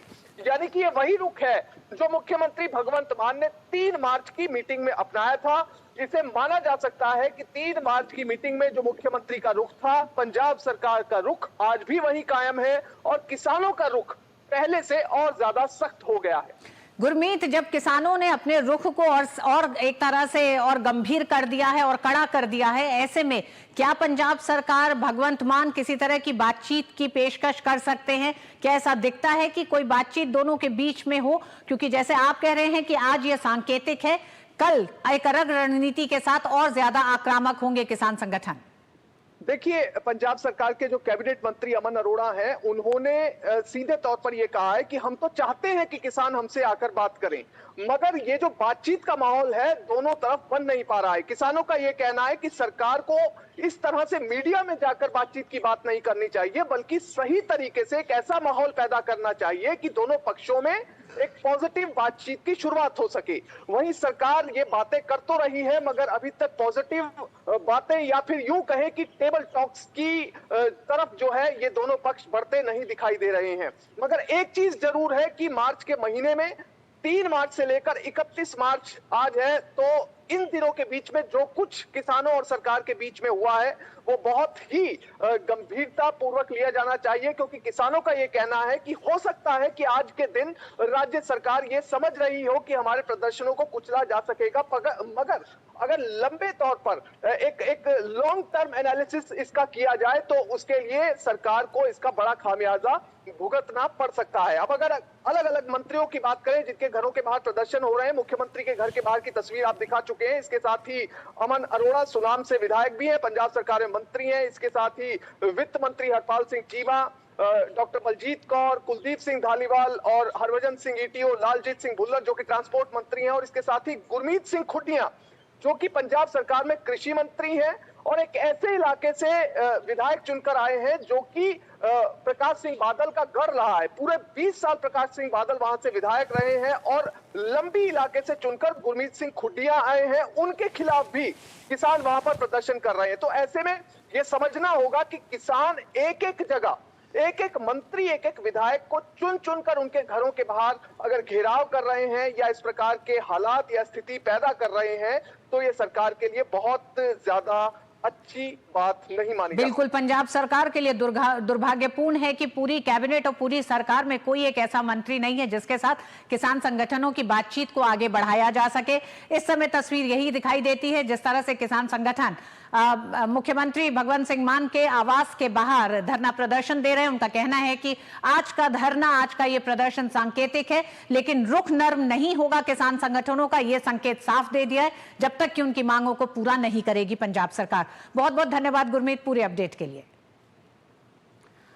और म्यांमार में शुक्रवार को 7.7 की तीव्रता से आए भयावह भूकंप में मरने वालों की संख्या बढ़कर 1700 से ज्यादा हो गई है।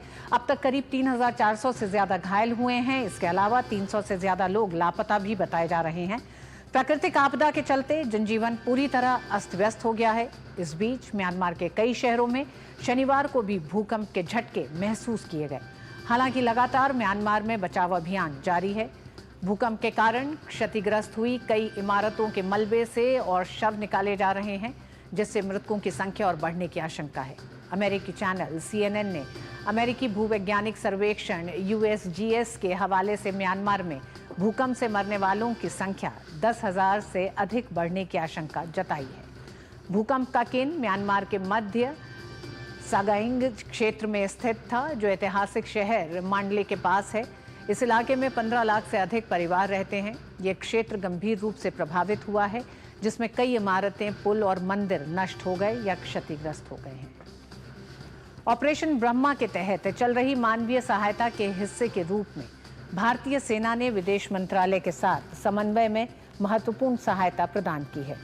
सुबह तक भारतीय सेना ने NDRF और चिकित्सा टीमों के सहयोग से शेष कर्मियों और राहत संपत्तियों को मांडले की ओर ले जाना शुरू कर दिया है। भारतीय सेना और NDRF आवश्यक उपकरणों और चिकित्सा आपूर्ति के साथ मदद के लिए मांडले के लिए रवाना हुए हैं। काफिले को म्यांमार सेना के वाहनों द्वारा एस्कॉर्ट किया जा रहा है और इसके दोपहर तक मांडले पहुंचने की उम्मीद है। इससे पहले कल NDRF सदस्यों, DCM और DA के साथ 10 भारतीय सेना फील्ड अस्पताल के कर्मचारी MAF विमान के जरिए मांडले पहुंचे और मांडले डिवीजन के मुख्यमंत्री और मानवीय कार्य के प्रमुख समन्वयक लेफ्टिनेंट जनरल म्यो मो आंग सहित म्यांमार के अधिकारियों के साथ विस्तृत समन्वय किया। भारतीय सेना के फील्ड अस्पताल को पुराने मांडले एयरफील्ड में जगह आवंटित की गई है, जहां 200 बिस्तरों वाला एक गैर संचालन अस्पताल बुनियादी ढांचा मौजूद है। प्रभावित नागरिकों को चिकित्सा देखभाल प्रदान करने के लिए सुविधा को चालू करने की तैयारी चल रही है। और म्यांमार में आए भयावह भूकंप के बाद राहत बचाव कार्य लगातार जारी है।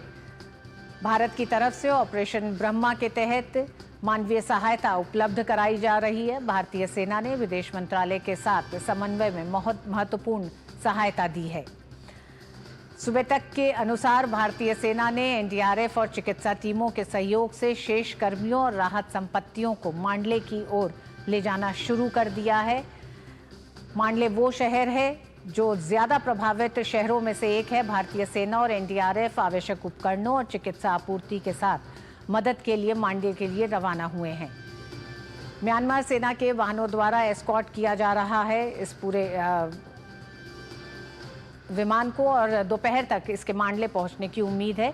इससे पहले कल NDRF सदस्यों, DCM और DA के साथ 10 भारतीय सेना फील्ड अस्पताल के कर्मचारी MAF विमान के जरिए मांडले पहुंचे और मांडले डिवीजन के मुख्यमंत्री और मानवीय कार्य के प्रमुख समन्वयक लेफ्टिनेंट जनरल म्यो मोआंग सहित म्यांमार के अधिकारियों के साथ विस्तृत समन्वय किया। भारतीय सेना के फील्ड अस्पताल को पुराने मांडले एयरफील्ड में जगह आवंटित की गई है, जहां 200 बिस्तरों वाला एक गैर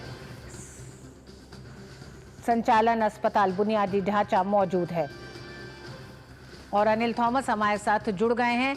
अनिल, भारत ऑपरेशन ब्रह्मा के तहत जिस तरह की मदद और सहयोग कर रहा है, जानना चाहेंगे इस समय मौजूदा हालात कैसे हैं और भारत का सहयोग कब तक वहां पहुंच रहा है, जिससे कि वहां पे पीड़ितों को बिल्कुल मदद जिस मिले। तरह से बात की जा रही थी, देखिए ऑपरेशन ब्रह्मा जिस तरह से भारतीय सरकार ने मतलब जरूर भारत के 116 किलोमीटर लगभग बॉर्डर का म्यांमार, और जिस तरह से भारत ने ऑपरेशन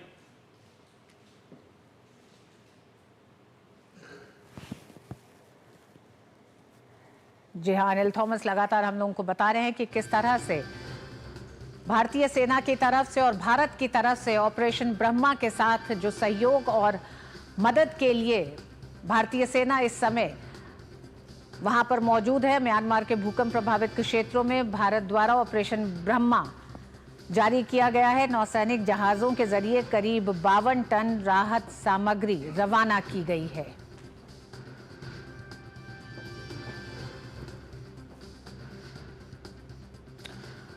और ये ईद मीठी ईद है। आज मुसलमान भाई बहनों के घर सेवैयां बनती हैं, आज घरों में दस्तरखान सज रहे हैं। ईद का ये त्योहार आपसी भाईचारे, दान और खुशियों का प्रतीक है। ये त्योहार रमजान के पूरे महीने रोजा रखने के बाद आता है, जो संयम, इबादत और आत्मशुद्धि का महीना होता है। ये त्योहार रमजान के पूरे महीने रोजा रखने के बाद आता है। साथ ही इस्लामिक कैलेंडर के अनुसार रमजान के बाद शव्वाल की पहली तारीख को ईद उल फितर मनाई जाती है। इस विशेष त्योहार की शुरुआत सुबह की नमाज से की जाती है।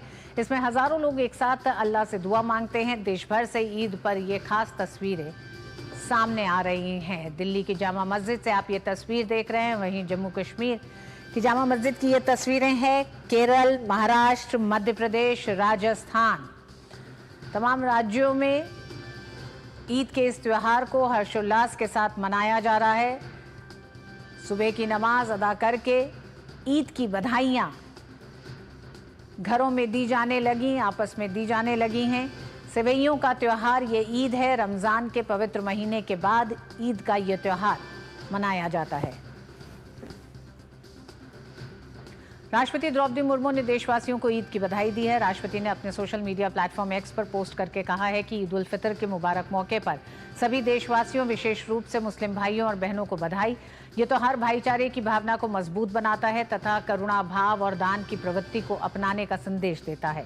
मैं कामना करती हूँ कि ये पर्व सभी के जीवन में शांति, समृद्धि और खुशियाँ लेकर आए तथा सबके दिलों में नेकी के रास्ते पर आगे बढ़ने के जज्बे को मजबूत बनाए।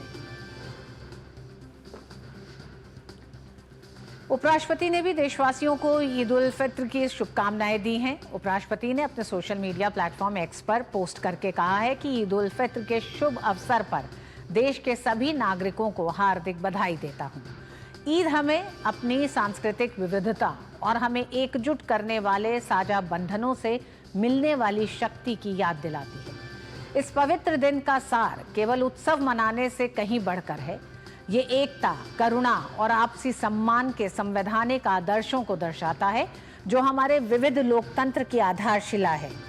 ईद की भावना हमें उन मूल्यों के प्रति खुद को फिर से प्रतिबद्ध करने के लिए प्रेरित करे, जो हमारे आगे के मार्ग को रोशन करते हैं और हमें एक उल्लेखनीय राष्ट्र के रूप में बांधते हैं।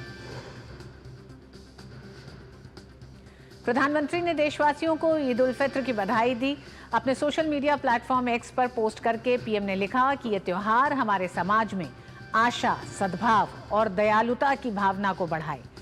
आपके सभी प्रयासों में खुशी और सफलता मिले। ईद मुबारक।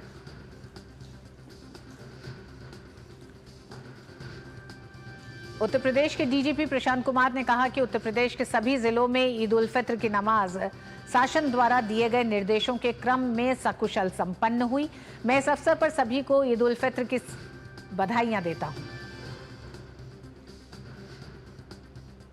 उत्तर प्रदेश के सभी जिलों में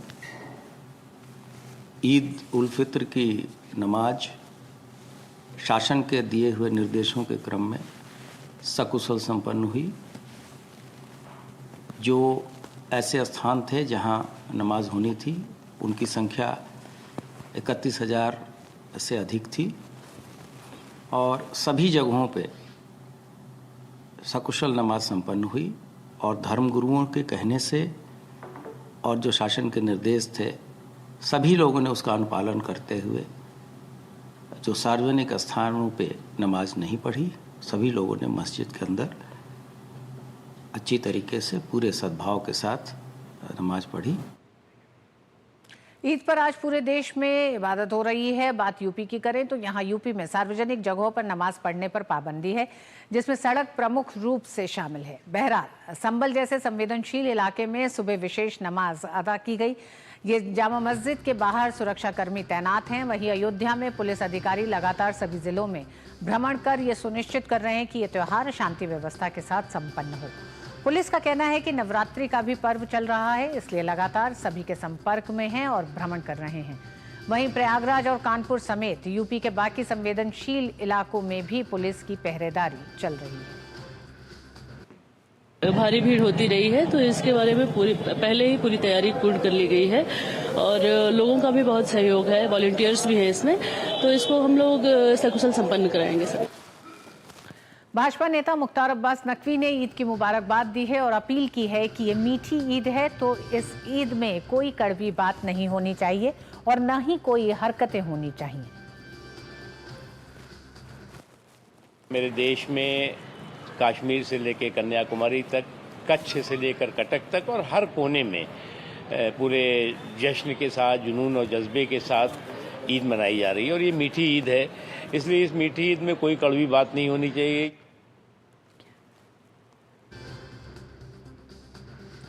और बीजेपी नेता शाहनवाज हुसैन ने भी देशवासियों को ईद की शुभकामनाएं दी हैं। उन्होंने इस पवित्र मौके पर देश और दुनिया में शांति की अपील की। ईद के मुबारक मौके पर मैं पूरे देश के लोगों को ईद की मुबारकबाद देता हूं। आज का दिन रमज़ान के रोज़े के बाद आया है। ईद का मतलब खुशी का है। पूरे मुल्क में बहुत अच्छे से ईद की नमाज अदा हुई है, भाईचारा दिखा है, कहीं पर भी कोई गड़बड़ी नहीं हुई है और उत्तर प्रदेश में भी सब जगह अच्छे से नमाज हुई है और एक दूसरे के लोग गले मिले हैं। आज के दिन बहुत बहुत मुबारकबाद।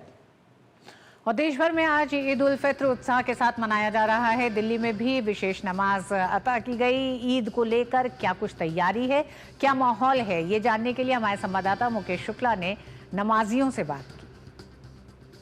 पूरे विश्व में ईद का त्यौहार बड़े खुशी से मनाया जा रहा है और भारत में भी इसकी धूम देखने को मिल रही है। ईद में तमाम लोग नमाज अदा कर रहे हैं। पूरे देश में ईद मनाई जा रही है। यहाँ पर लोग अभी नमाज अदा करके आए हैं। किस तरह का माहौल देख रहे हैं, क्योंकि ये भाईचारे का त्यौहार है। आपको पहले तो ईद मुबारक हो और कितने खुशी के साथ मना रहे हैं 30 दिन का रोज़ा रखने के बाद ये बड़ा दिन आया। बहुत खुशी की बात है। आपको भी बहुत बहुत ईद मुबारक हो और ये खुशी का ही दिन है ईद। इंसान जो है मुसलमान 30 दिन के रोज़े रखता है, 29 से 30 जो भी चांद का हिसाब होता है, तो उसके बाद अल्लाह ने ये नवाजा है। 30 दिन जैसे कोई इंसान मजदूरी करता है तो उस दिन उसका मजदूरी मिलने का दिन होता है 30 दिन के बाद, तो आज वो दिन है। तो वाकई में खुशी का दिन है। सबको, देशवासियों को, सभी देशवासियों को ईद की बहुत बहुत मुबारकबाद। जब कल चांद निकला उसके बाद से जो रौनक बढ़ी है बाजारों में, आपके अपने लोगों के बीच में आप जाएंगे, किस तरह से मनाएंगे उसको, क्या कुछ खास होगा आज इंतजाम? ये उसका प्यार का, मोहब्बत का और समानता का, भाईचारे का त्यौहार है ईद असल में देखा जाए तो। और बहुत से हमारे हिंदू भाई भी, गैर मुस्लिम भाई भी ईद मिलन के त्यौहार ऑर्गेनाइज करते हैं। तो इसमें बिना किसी भेदभाव के, जाति पात के, किसी भी भेदभाव के लोग गले मिलते हैं, आपस में एक दूसरे को मुबारकबाद देते हैं, मुंह मीठा कराते हैं, खुशियाँ मनाते हैं। और बाज़ारों में भी आप देखते हैं जो बाज़ारों की रौनक है, तो हमारे हिंदू भाई भी कहते हैं कि पूरे साल की दुकानदारी एक तरफ और रमज़ान की और ईद की दुकानदारी एक तरफ, ये इतना वो होता है, फ़र्क होता है। फक्र की बात है, भाईचारे का त्यौहार है। एक तरफ नवरात्रों की भी धूम है, ईद भी मनाई जा रही है, तो देश में जो माहौल है वो बदला बदला सा लग रहा है। खुशी का माहौल है, चारों तरफ रंगती दिखाई दे रही है। हाँ जी, बिल्कुल रंगत दिखाई दे रही है। लेकिन जितने भी त्यौहार हैं हिंदू के, मुसलमानों के, सिख ईसाई के, वो सब भाईचारा सिखाते हैं। और बिना भाईचारे के देश चल ही नहीं सकता। क्या कुछ खास होगा जब घर जाएंगे, अपने लोगों के बीच में जाएंगे? खुशी मनाएंगे, सेवइयां खाएंगे, एक दूसरे गले मिलेंगे। ये खुशी का दिन है, त्यौहार है, क्योंकि पूरे महीने जो रोजे रखते हैं तो उसके बाद फिर ये ईद मनाई जाती है। खान साहब ने बताया कि यहाँ पर ये जो मिट्टी है ये भाईचारे की मिट्टी है और इसी तरह से ईद जो है वो घर घर तक जाएगी, ईद मनाई जाएगी, सेवियाँ खाई जाएगी, मिठाइयाँ बांटी जाएगी और लोग जश्न में इसी तरह से सराबोर रहेंगे। कैमरा अनिल ठाकुर के साथ मैं मुकेश शुक्ला, DD न्यूज़। और लखनऊ से हमारे साथ जुड़ गए हमारे साथी संवाददाता विकास सिंह। विकास, पूरे उत्तर प्रदेश में किस तरह से ईद और नवरात्र ये दोनों त्योहार एक साथ हैं, किस तरह का माहौल है? क्या जो तमाम एक तरह से सख्त निर्देश करें या फिर यूं कहें कि कुछ दिशा निर्देश तय किए गए उनके अनुसार कैसा माहौल दिखाई दे रहा है? जी बिल्कुल, पूरे प्रशासन ने जो निर्देश दिए थे उसी के अनुसार पूरे प्रदेश में ईद की नमाज अदा की गई। आज सुबह से ही ईद की नमाज जारी जो तकरीबन अब समाप्त हो रही है और इसके बाद हम ये देख रहे हैं कि फिलहाल अभी सड़कों पे सन्नाटा नजर आ रहा है, क्योंकि एक महीने का रोजा रखने के बाद ये त्योहार मनाया जाता है। ईद का त्योहार विशेष नमाज अदा करने के बाद लोग एक दूसरे के घर जाते हैं और सेवइयां खिलाते हैं। इस दौरान जहां जहां पर नमाज अदा की गई, चाहे वो मस्जिदें हो चाहे ईदगाहें हो, वहां पर कड़ी सुरक्षा व्यवस्था की गई। वहां पर निर्धारित जो प्रोटोकॉल था उसी के अनुसार नमाज अदा की गई। कहीं पर भी सड़कों पर नमाज नहीं अदा की गई, बाकायदा मस्जिद के अंदर या ईदगाहों के अंदर व्यवस्था की गई थी, इंतजाम किए गए थे। और वहीं तमाम सारी सुरक्षा एजेंसी भी नजर रखी हुई थी। ड्रोन कैमरों से भी आसपास नजर रखी जा रही थी कि किसी भी प्रकार की नमाजियों को कोई दिक्कत ना हो। उसी सुविधा के अनुसार, पूरे प्रोटोकॉल के अनुसार जो SOP तय की गई थी पुलिस प्रशासन के द्वारा, उसी के अनुसार प्रदेश में ईद की नमाज अदा हुई। और उसके बाद अब ईद का जश्न जारी है, क्योंकि ईद का जश्न में लोग एक दूसरे के घर जाते हैं, गले मिलकर बधाइयां देते हैं, सेवइयां खिलाते हैं। तो अभी फिलहाल धूप है, इसके बाद एक दूसरे से घर मिलने के बाद लोग जाएंगे, सिनेमा हॉलों में यहाँ जाते हैं, मॉल में जाते हैं। चूंकि लखनऊ है तो लखनऊ का व्यंजन ऋतु बहुत ही मशहूर है, चाहे टुंडे कबाबी हो, दस्तरखान हो या रोड साइड के स्ट्रीट फूड हो जो बेहद ही सस्ते और अच्छे माने जाते हैं, लोग इनकी तारीफ करते हैं। तो लोग निकलते हैं तो लखनऊ के व्यंजनों का लुत्फ भी आज उठाएंगे। निश्चित रूप से भाईचारे का ये त्योहार है, ये ईद है, प्रेम और एकता का त्योहार है। यहाँ पर बड़ा अमीर गरीब इन सबकी दूरियां मिट जाती हैं जब नमाज अदा करते हैं, अल्लाह से दुआ मांगते हैं, अमन और चैन की तब भी एक साथ करते हैं और एक दूसरे के घर जब जाते हैं तो आसपास के पड़ोसियों को भी सेवइयां और कपड़े देते हैं, क्योंकि आम गरीबों के लिए भी जी बेहतरीन हुई है शुरुआत ईद की। जिस तरह से उत्तर प्रदेश सरकार ने, मुख्यमंत्री योगी आदित्यनाथ ने सख्त निर्देश दिए कि ईद की नमाज ईदगाहों और मस्जिदों में अदा की जाएगी, सड़कों पर नहीं पढ़ी जाएगी। साथ ही साथ तमाम और सख्त निर्देश भी दिए गए, जिसका एक बेहतर असर दिखाई दे रहा है। लोग ईद की खुशियां मना रहे हैं। बहुत बहुत धन्यवाद विकास। चैत्र नवरात्रि का आज दूसरा दिन है। नवरात्रि के दूसरे दिन देवी दुर्गा की पूजा माता ब्रह्मचारिणी के रूप में की जा रही है।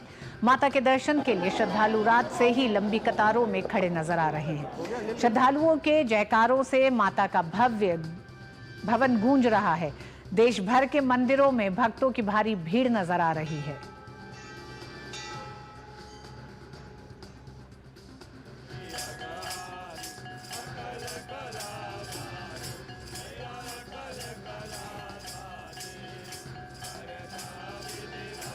सुवेश दिल्ली के झंडे वाला मंदिर से हमारे साथ हैं और देवेंद्र ठाकुर कटरा से हमारे साथ जुड़ गए हैं। देवेंद्र, सबसे पहले रुख आप ही का करते हैं। माता वैष्णो देवी में लगातार लोगों का एक तरह से आना जारी है, ऐसे में दूसरा दिन किस तरह से महत्व रखता है? ब्रह्मचारिणी देवी की पूजा अर्चना के साथ ही आगे देवियों की एक तरह से उपासना के लिए श्रद्धालु अब क्रमबद्ध तरीके से आगे बढ़ेंगे हर दिन के लिए, लेकिन आज किस तरह से लोग पहुंच रहे हैं, क्या कहना लोगों का? जी, आज चैत्र नवरात्रि का दूसरा दिन है और अगर बात करें आंकड़ों की तो श्री माता वैष्णो देवी की पवित्र गुफा के लिए जब से नवरात्र शुरू हुए हैं, मतलब अभी 1.5 दिन हुआ है और 1 लाख से ज्यादा श्रद्धालु जो है वो पवित्र गुफा की ओर रवाना हो चुके हैं। अगर करें हम लोगों की सुरक्षा की बात तो CRPF, जम्मू कश्मीर पुलिस और भारतीय सेना की मदद ली जा रही है। पूरे भवन परिसर को जो है वो देशी विदेशी फूलों से सजाया गया है। रात्रि को जो देखने का भवन परिसर जो है उसे देखने का जो मनमोहक दृश्य है, वहाँ पे फसाद लाइटिंग की गई है। पूरे इलाके को एक दुल्हन की तरह सजाया गया है। सचंडी यज्ञ चल रहा है। यहाँ देश और राज्य की जो शांति है उसकी दुआ मांगी जा रही है। वही अगर हम बात करें इस साल के नवरात्रे तो श्री माता वैष्णो देवी स्थापना बोर्ड की ओर से एक और प्रयास किया गया है। जो लोग दिव्यांग हैं, जो लोग चढ़ाई पैदल नहीं कर सकते हैं, उनके लिए मुफ्त बैटरी कार्ड की सेवा उपलब्ध करवाई जा रही है। और आज से एक और विशेष कदम उठाया गया है। आरती जो रहती है भवन में और चाहे अठवारी में, वो दोनों जगह ये आरतियां उन लोगों के लिए मुफ्त में उपलब्ध होंगी। और जगह जगह श्री माता वैष्णो देवी स्थापना बोर्ड की ओर से लोगों के खाने का इंतजाम किया गया है। अगर हम बात करें खाने की, तो क्योंकि नवरात्रों में काफी सारे लोग व्रत रखते हैं, तो अगले 9 दिनों में जो है वो फलाहार परोसा जाएगा। और जिसे जो आम श्रद्धालु यहाँ पहुंच रहे हैं उन्हें किसी तरह की असुविधा न हो। अगर हम बात करें कटरा की, तो कटरा के पूरे इलाके में लोगों के रहने खाने पीने, क्योंकि आज जब 50,000 से ज्यादा लोग प्रतिदिन माता के दर्शनों के लिए यहाँ पहुंच रहे हैं, तो उनके आने का, उनके रहने की ये सब व्यवस्थाएं भी काफी जरूरी हो जाती हैं। लेकिन जिला प्रशासन और खास करके श्री माता वैष्णो देवी स्थापना बोर्ड जो है वो कोई भी कसर नहीं छोड़ना चाहता यहाँ आने वाले श्रद्धालुओं को किसी तरह की सुविधा हो। जी अब हमारे साथ सुयेश भी जुड़ी हुई हैं, सुयेश झंडेवाला से जुड़ी हुई हैं। सुयेश, सुबह से ही हम देख रहे हैं कि लगातार श्रद्धालुओं का तांता लगा हुआ है। इस समय तक भी लोगों का आना जाना जारी ही है, तो अगर दृश्यों को आप अपने ही शब्दों में बयां करें। आपको सबसे पहले दर्शन करवा देती हूँ माँ झंडेवाला देवी के। आप देखिए आज, क्योंकि अगर देखा जाए तो चैत्र नवरात्रि का दूसरा दिन है, लेकिन अगर हिंदू पंचांग की बात करें तो नवरात्रि का एक दिन घटा, यानी द्वितीय और तृतीय एक दिन हो गए हैं। इसी हिसाब से आज माँ झंडेवाला का श्रृंगार किया गया है। माँ चंद्र घंटा और माँ ब्रह्मचारी को ध्यान में रखते हुए आज माँ झंडेवाला का श्रृंगार किया है। लाल लहंगा, उस पर लाल रंग की पट्टी, सफेद लहंगे पर इतना सुंदर श्रृंगार है। और अगर श्रद्धालुओं के आने की बात करें तो आधा दिन बीत चुका है, दोपहर के 2:15 बजे जा रहे हैं और आप देखिए श्रद्धालुओं के आने में कोई कमी नहीं है। जयकारा लग रहा है। वहीं पर आपको अपनी इधर दिखाऊं तो आप देखिए दाहिनी ओर में जोर जोर से भजन हो रहे हैं, बच्चे आ रहे हैं, बुजुर्ग आ रहे हैं, युवा आ रहे हैं। सबके मन में अपनी कामना लेकर के, श्रद्धा को लेकर के घंटों लाइन में लगे हुए हैं, इस उम्मीद में कि जब अंदर जाएंगे तो माँ के सौम्य रूप के, अलौकिक रूप के दर्शन करेंगे। और यकीन मानिए जैसे ही दर्शन पाते हैं वैसे ही उनके चेहरे पर जो शांति, जो सुकून देखने को मिलता है उसे शब्दों में बयां नहीं किया जा सकता। अलौकिक दृश्य है, पूरा वातावरण भक्तिमय हो रखा है। छोटे छोटे बच्चे नृत्य कर रहे हैं, यहाँ पर महिलाएं हैं, आप देखिए भजनों पर, गानों पर झूम रही हैं।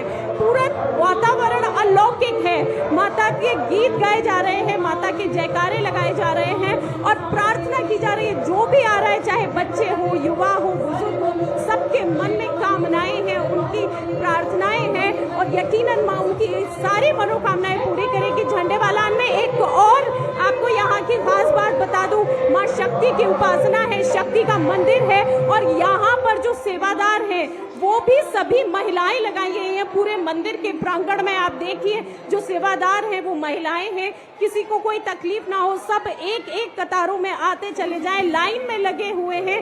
देर जरूर हो रही है लेकिन उनके चेहरे पर जो खुशी है, जो उनके चेहरे पर सुकून है माँ के दर्शन को पाने का, आप देख पा रही होंगी। यहाँ का वातावरण अलौकिक है। और अगर सुरक्षा की बात करें तो 4000 से अधिक यहाँ सेवादार हैं। बाहर भी जो लोग लाइन में लगे हुए हैं उन लोगों को भी पानी की व्यवस्था, चाय की व्यवस्था बार बार झंडेवाला मंदिर के प्रशासन की तरफ से दी जा रही है कि उनको किसी प्रकार की तकलीफ ना हो। आराम से आए हैं तो माँ के दर्शन भी पूरी तरीके से आराम से करें और माँ से आशीर्वाद पा सके। कुछ लोग व्रती भी हैं और कुछ लोगों ने उतरते चढ़ते रखे हैं, लेकिन किसी के भी चेहरे पर कोई शिकन नहीं है। बच्चे झूम रहे हैं, युवा झूम रहे हैं और माँ की आराधना कर रहे हैं। जी हाँ, बिल्कुल। श्रद्धालुओं में झंडेवाला मंदिर की मान्यता भी बहुत है। सुयेश, जिस तरह से आपने बताया कि बड़ी संख्या में लोग आ रहे हैं और मौसम को ध्यान में रखते और बड़ी संख्या में श्रद्धालुओं के वहां पहुंचने को ध्यान में रखते हुए मंदिर प्रशासन ने कई ऐसी व्यवस्थाएं की हैं, जो वो चाहे वो पानी पीने की व्यवस्था हो श्रद्धालुओं की या फिर पंक्ति में सही से जाने की हो, तो इस तरह की व्यवस्थाएं कटरा में भी की गई हैं, झंडेवाला मंदिर में भी गई हैं। तमाम जगह श्रद्धालुओं का चैत्र नवरात्रि में मंदिरों में श्रद्धालुओं के पहुंचने की विशेष व्यवस्था इंतजाम किए गए हैं। बहुत बहुत धन्यवाद देवेंद्र आपका भी, सुयश आपका भी।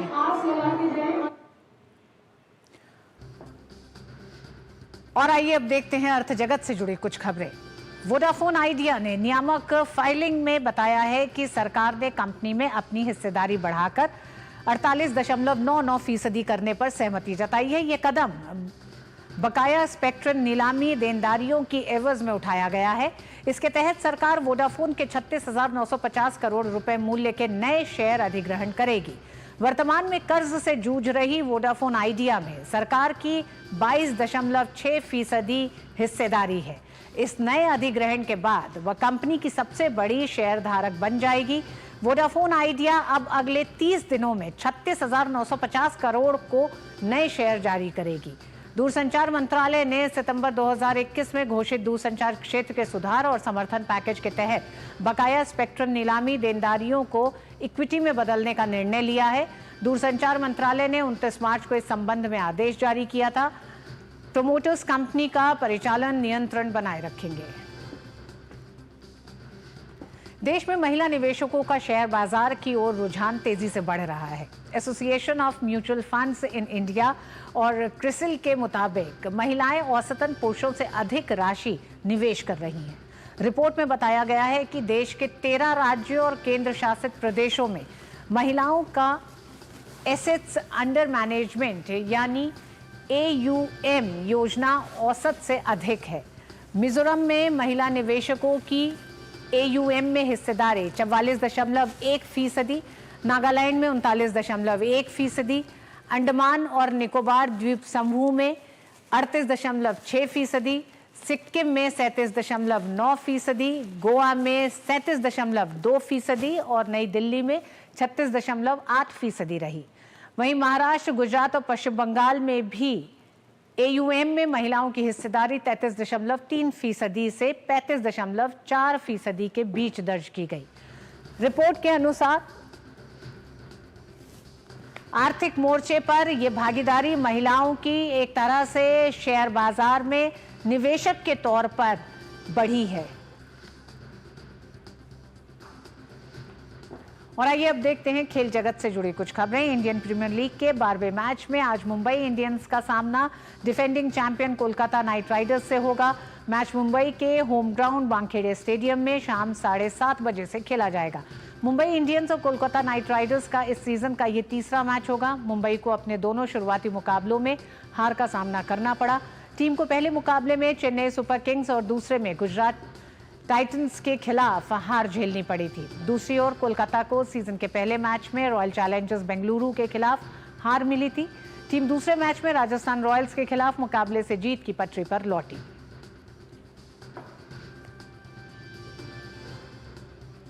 भारतीय पहलवान दीपक पुनिया ने एशियाई चैंपियनशिप में तीसरी बार रजत पदक जीता है, जबकि उदित को लगातार दूसरी बार दूसरे स्थान से संतोष करना पड़ा। पेरिस ओलंपिक के लिए क्वालिफाई करने में नाकाम रहे पुनिया ने बेगजात राखिमोव के खिलाफ 92 किलोग्राम वर्ग के कड़े मुकाबले में जीत के साथ वापसी की। पुनिया को किर्गिस्तान के प्रतिद्वंदी से कड़ी टक्कर मिली, लेकिन वह क्वार्टर फाइनल में 12-7 से जीत दर्ज करने में सफल रहे। दीपक पुनिया ने एशियाई चैंपियनशिप में 4 पदक जीते हैं। वह 2021 में अलमाटी और 2022 में उलानबटोर में फाइनल में हार गए थे, जबकि 2019 और 20 में कांस्य पदक जीते। जमशेदपुर FC ने इंडियन सुपर लीग फुटबॉल के सेमीफाइनल में नॉर्थ ईस्ट यूनाइटेड FC को 2-0 से हराया है। अब सेमीफाइनल में उसका सामना लीग शील्ड विजेता मोहन बागान से होगा। 2 चरण का अंतिम 4 मुकाबला 3 और 7 अप्रैल को खेला जाएगा। 2 और 6 अप्रैल को दूसरे सेमीफाइनल में बेंगलुरु FC की टक्कर FC गोवा से होगी। फाइनल 12 अप्रैल को खेला जाएगा, जिसका वेन्यू की घोषणा अभी नहीं हुई है। और मिड डे प्राइम में आज बस इतना ही। DD न्यूज पे खबरें जारी रहेंगी। मुझे दीजिए अनुमति। नमस्कार।